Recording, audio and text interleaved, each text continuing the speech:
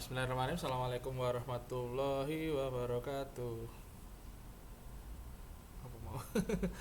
Eh, Selamat datang di kelas materi kelas komputer dan jaringan dasar kelas 23C SMK Setiabudi ya. Ini lanjutan dari materi sebelumnya tentang perakiraan komputer.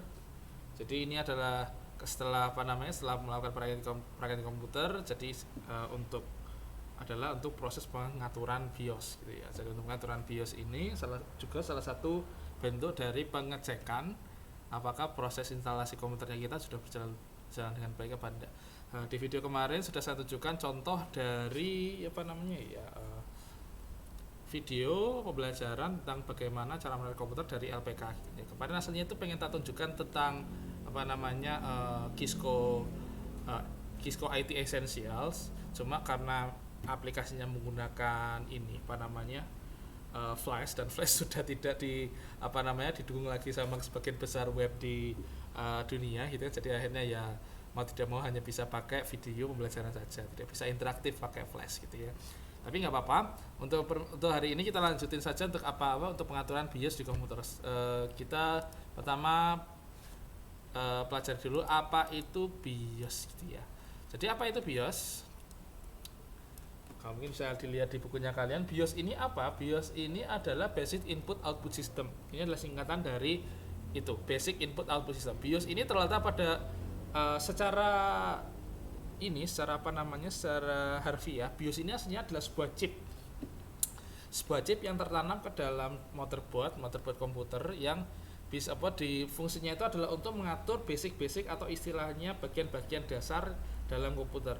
Jadi tidak semuanya diatur, hanya mengatur sebagian kinerja komputer, tapi sebagian ini adalah bagian-bagian yang sangat krusial, terutama untuk bagaimana caranya komputer itu hidup, dan bagaimana caranya dan setting dasar seperti mungkin ya kayak settingan power delivery maksudnya itu adalah proses melihat kelistrikannya. Setelah itu untuk melihat status apakah perangkat-perangkat yang ada di dalam komputer ini berjalan secara normal apa enggak, self diagnostic namanya ya. Setelah itu juga untuk mengatur hal-hal yang juga sederhana tapi juga krusial, seperti adalah pengaturan waktu maksudnya adalah ya tanggal waktu dalam komputer. Karena tanggal dan sekarang istilahnya karena bisa dibilang semua komputer ini sudah terhubung yang namanya internet, dan koneksi internet ini pengaturan waktu sangat penting. Jadi karena untuk penyesuaian dan keamanan antara jaringan satu dengan jaringan yang lain seperti itu. Jadi yang perlu kita lihat di sini adalah bagaimana cara BIOS ini bekerja dan apa fungsinya. BIOS ini fungsinya cukup banyak, tapi di BIOS ini kondisinya ini harus ada salah satu sifat yang namanya adalah BIOS ini harus selalu hidup. Meskipun komputer atau laptop ini dalam keadaan mati, contohnya kayak bahkan HP pun aslinya ada BIOS-nya. Tapi BIOS-nya ini sifatnya BIOS-nya ini dihidupi oleh komputer baterai ini. Jadi meskipun baterainya ini dicopot bisa sementara hidup dulu, tapi biasanya BIOS ini di HP ini juga ada BIOS-nya. Jadi meskipun istilahnya karena pada dasarnya ini kan juga perangkat komputer ya, harus ada BIOS-nya juga. Dalam komputer ini, apalagi kan komputer kan biasanya kan colok listrik ya. Jadi padahal BIOS ini harus selalu hidup. Oleh karena itu BIOS ini dilengkapi dengan punya baterai sendiri. Biasanya itu menggunakan baterai kancing. Baterai BIOS. Biasanya bentuknya ini baterai kancing seperti ini. Kalau seandainya kalian lihat motherboard kok istilahnya di bagian tengahnya itu kok ada seperti ini, ada kayak jam baterai jamnya gitu kan ya. Kalau mungkin kayak di laptop biasanya menggunakan ini kayak gini. Di dalamnya ini baterai jam, cuma di sini ada kabelnya kayak gini. Kalau di komputer itu ada dudukannya, ada slotnya kayak gini. Kenapa harus ada baterai jamnya? Ini adalah untuk menghidupkan si BIOS. BIOS ini harus selalu hidup. Kalau seandainya tidak hidup, BIOS-nya mati atau baterainya mati, maka akan terjadi error sistem. Error sistem pertama biasanya itu adalah error di masalah waktu. dan waktu ini perlu kita, jadi perlu disetting mulu, akhirnya repot, mending kita ganti BIOSnya. Dan salah satu istilahnya kadang sering terjadi error terutama di komputer-komputer yang sudah tua, yang mungkin istilahnya apalagi komputer-komputer di dalam kantoran atau mungkin seandainya kalian bekerja, itu sering sekali adalah tanggalnya sudah disetting tapi tiap kali mati balik lagi gitu ya. Itu keseringan itu adalah salah satu penyebab disebabkan oleh baterai BIOS yang sudah mati, sudah waktunya diganti. Dan harga baterai kancing itu biasanya murah, paling cuma 1.000 atau 2.000 gitu. Jadi istilahnya adalah satu hal yang bisa kita perbaiki langsung gitu. Nah, fungsi dari BIOS ini adalah salah satu adalah selain tadi mengatur fungsi-fungsi basic dari perangkat di komputer itu, tapi juga melakukan yang namanya POS. POS itu apa? POST adalah Power on Self Test. Seperti namanya, Power on Self Test. Ini masalah adalah serangkaian tes yang dilakukan oleh perangkat komputer ini untuk mengetes apakah perangkat-perangkat yang ada di dalam komputer ini berjalan dengan baik apa tidak. Mulai dari prosesor berjalan baik atau tidak, mulai dari ROM dan RAM apakah berjalan baik atau tidak, mulai dari motherboard dan IC-nya berjalan atau tidak gitu kan. Setelah itu mungkin juga ada di VGA-nya berada, dan juga hal-hal yang lain yang mungkin istilahnya cukup penting, contohnya yang cukup penting tapi tidak terlalu basic gitu kan. Contohnya kayak internet gitu kan, apakah ada jaringan internet apa tidak, atau apakah ada monitor yang bisa dipakai atau tidak, apakah mouse keyboardnya juga bisa dipakai atau tidak. Ini juga penting ya, karena kadang-kadang kan komputer tidak bisa dipakai karena memang mouse keyboardnya error gitu kan, juga bisa gitu. Nah, POST ini atau Power on Self Test ini pasti akan dilakukan setiap kali komputer akan dinyalakan, untuk menunjukkan bahwa yang namanya nanti komputer ini bisa dinyalakan atau tidak. Nah, nanti akan kita pelajari kalau seandainya lupa, kalau seandainya error gimana? Apakah ada tandanya? Iya, nanti ada tandanya yang menunjukkan bahwa komputer ini terjadi error kayak gitu.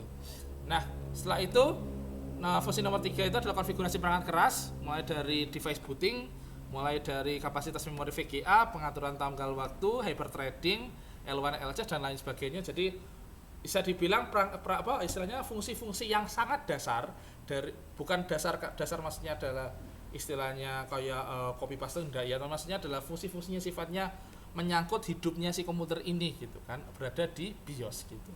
Setelah itu meriksa kesehatan dan kinerja hardware, tadi ya juga health diagnostic terutama di POS, dan memberikan informasi spesifik hardware yang terpasang di dalam komputer kayak gitu. Nah, ini juga bisa digunakan untuk mengecek apakah terjadi kesalahan pada tadi spesifik hardware yang kita gunakan. Biasanya kan contoh komputer tidak bisa loading atau tidak bisa hidup gitu kan, selalu masuk BIOS tapi tidak bisa hidup.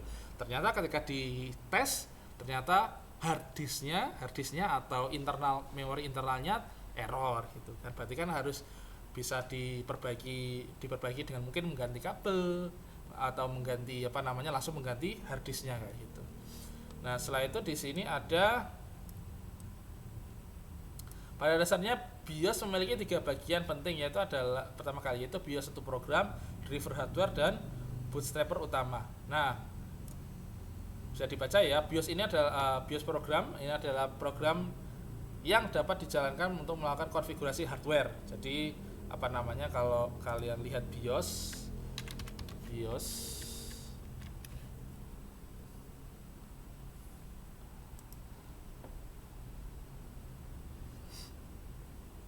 Nah, di sini ini adalah BIOS tampilan. Biasanya BIOS tampilan lama biasanya kayak gini, biru kayak gini. Jadi komputer-komputer yang lama biasanya bentukannya kayak gini, cuma teks biru gitu kan ya. Kalau mungkin untuk komputer-komputer yang istilahnya baru mungkin bentuknya kayak gini. Jadi udah ada gambarnya gitu kan, udah ada kayak deklarasinya, gambar lebih menarik gitu kan ya. Nah, kayak gini. Tapi nanti mungkin kita akan belajar yang istilahnya yang ini aja, yang menggunakan ini karena memang komputernya menggunakan ini kayak gitu ya. Nah, ini adalah bentuk dari BIOS program. Jadi untuk ChatBox YouTube Utility, jadi mulai dari fungsi-fungsi ini adalah fungsi-fungsi dasar yang digunakan dalam setting untuk menghidupkan komputer kayak gitu. Kita belum ke sistem operasi ya, kita masih ke BIOS. Nah setelah itu driver hardware ini adalah yang namanya hardware. Ini kan hardware kan tidak bisa berjalan ketika tidak ada yang mengemudikan atau tidak ada yang menjalankan. Nah yang menjalankan hardware ini adalah driver ini adalah yang mengkomunikasikan antara si perangkat utama CPU ini ke hardware tersebut. Contoh hard disk ada drivernya ini mengkomunikasikan antara si hard disk ini menjaga CPU biar bisa diakses. Setelah itu untuk bootstrapper di sini adalah fungsinya itu adalah untuk mengkonekkan antara si BIOS ini ke sistem operasi. Nah, jadi sistem operasi nanti akan kita pelajari apa itu sistem operasi, tapi singkatnya sistem operasi ini adalah aplikasi utama yang digunakan untuk penggunaan komputer pada umumnya. Contoh kayak Windows, Linux gitu kan, itu namanya adalah sistem operasi. Atau Android langsung itu iPhone gitu kan, ada sistem operasinya. Nah, si BIOS ini untuk bisa masuk ke dalam Windows dan masuk ke dalam Linux perlu yang namanya bootstrapper. Bootstrapper ini adalah jalur untuk bisa memasukkan dari BIOS ke dalam Windows tadi. Nah, bootstrapper ini juga ada logonya ada yang menggunakan sistem MBR, ada yang menggunakan sistem yang satunya lagi bukan MBR, EST atau apa ya, saya lupa. Pokoknya itu. Nah, jadi fungsinya itu ya. Jadi bootstrapper ini fungsinya itu adalah untuk melemparkan proses booting dari BIOS ke hard disk yang ada isi OS-nya kayak gitu. Selanjutnya,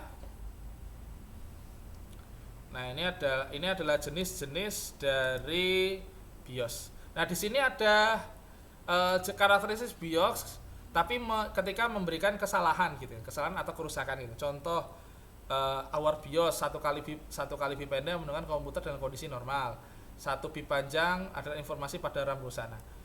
Nah, ini adalah kalau seandainya kalian itu melakukan diagnostik pada komputer yang sifatnya agak lama. Maksudnya agak lama itu adalah komputer yang istilahnya keluaran lama.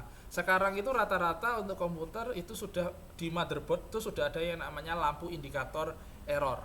Jadi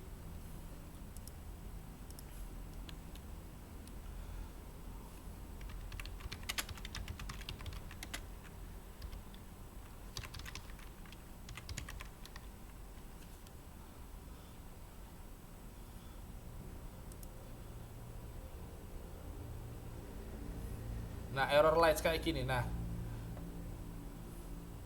ada yang model menunjukkan angka seperti ini untuk komputer-komputer keluaran baru, terutama untuk komputer-komputer yang istilahnya keluaran baru dan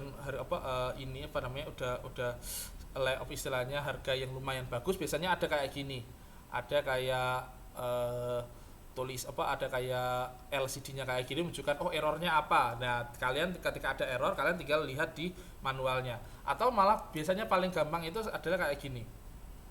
Jadi di sini adalah lampunya.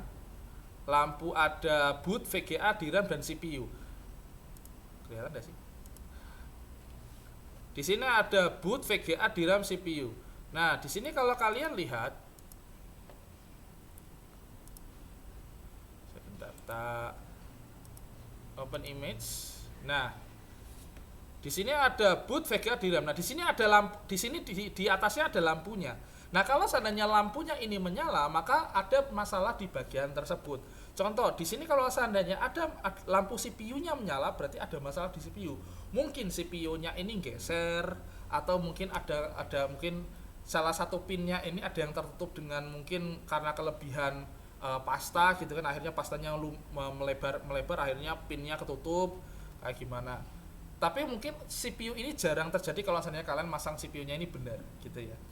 Akan sangat jarang terjadi karena sekarang pin CPU kan sekarang sudah sangat aman ya, terutama contohnya apalagi kayak AMD sama Intel itu soket CPU-nya ini sudah lumayan sudah lumayan bagus untuk menjaga si CPU ini berada pada tempatnya. Tidak akan yang namanya posisinya kebalik atau gimana itu sudah tidak mungkin gitu. Tapi yang sering terjadi itu adalah di DRAM, VGA dan boot. Kalau di RAM Di RAM ini di RAM-nya ini mungkin kalian masangnya ini kurang paten atau kurang kenceng gitu kan. Kan ada kadang itu latch-nya atau si kuncinya itu tidak kalian kunci, itu sering terjadi. Atau mungkin keseringan itu adalah di RAM atau RAM-nya ini kotor. Nah, yang bisa kalian lakukan adalah dengan hati-hati membersihkan poin kontak yang kuning-kuning ini.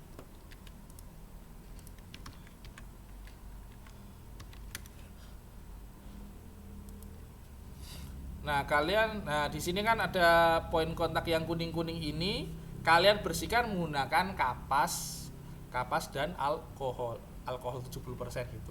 Atau biasanya kalau yang istilahnya apa ya? Reparasi murah biasanya menggunakan penghapus yang Stadler kayak gitu kan, karet penghapus gitu.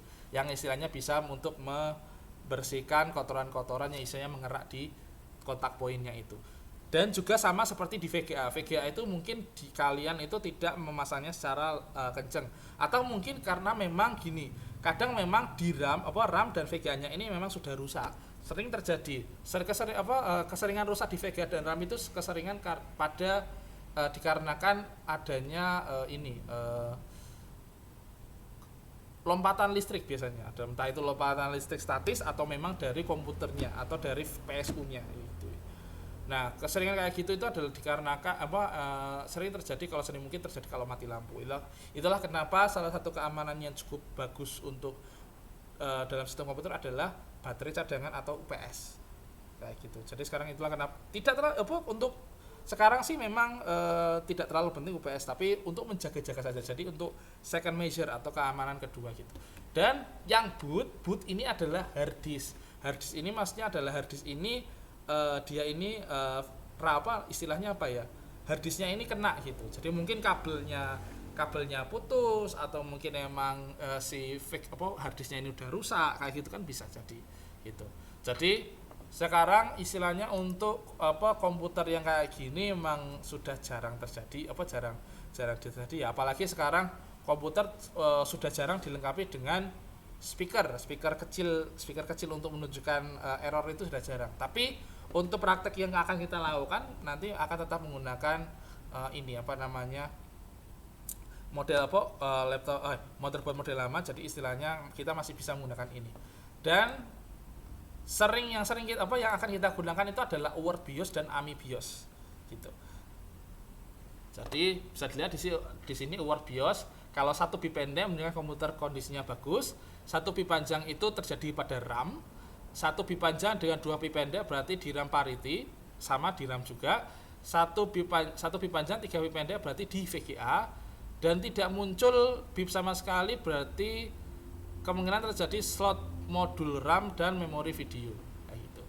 Kalau AMI BIOS di sini satu bit pendek menunjukkan kondisi RAM tidak berhasil meload dan refresh sistem komputer, berarti ada di kesalahan di RAM. 2 bit pendek menunjukkan kegagalan BIOS di RAM parity lagi, jadi juga masalah di RAM. Bit pendek memberikan informasi bahwa sistem BIOS tidak dapat mengakses memori 64 bit pertama, berarti di CPU biasanya. Bit pendek memberikan kegagalan sistem timer, bit pendek. Nah, ini bisa dibaca-baca lagi ya.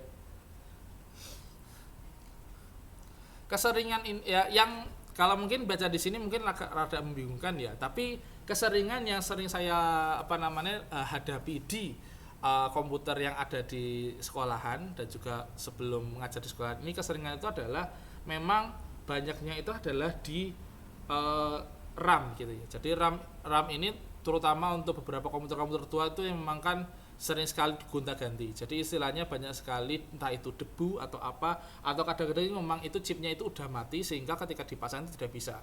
Jadi ketika dipasang dua, taruhlah komputer itu memiliki dua memori gitu, dua RAM, dua plat ini ya, dua plat RAM kayak gini ya. Dipasang dua nggak bisa, tapi dipasang satu bisa. Berarti mungkin yang satunya ini yang jadi masalah gitu. Jadi bisa diganti yang satunya ini bisa diganti kayak gitu. Oke, selanjutnya kalau Phoenix BIOS jarang sekali ada ya, udah jarang di Indonesia juga tidak ada. Dan IBM BIOS juga IBM BIOS di Indonesia ada aslinya, cuma sudah tidak terlalu jauh, sudah jarang-jarang ada komputer dengan BIOS IBM ya. Yang keseringan ada di Indonesia itu Word dan AMI, terutama untuk apa namanya program apa istilahnya komputer-komputer yang sering kita gunakan. Oke, untuk BIOS saya rasa udah selesai ya. Nah, ini sebagai gambaran saja. Nanti untuk di bab selanjutnya itu ada tentang sistem operasi. Nanti kita bisa mulai tetap dari BIOS tapi dengan cara settingnya gitu ya.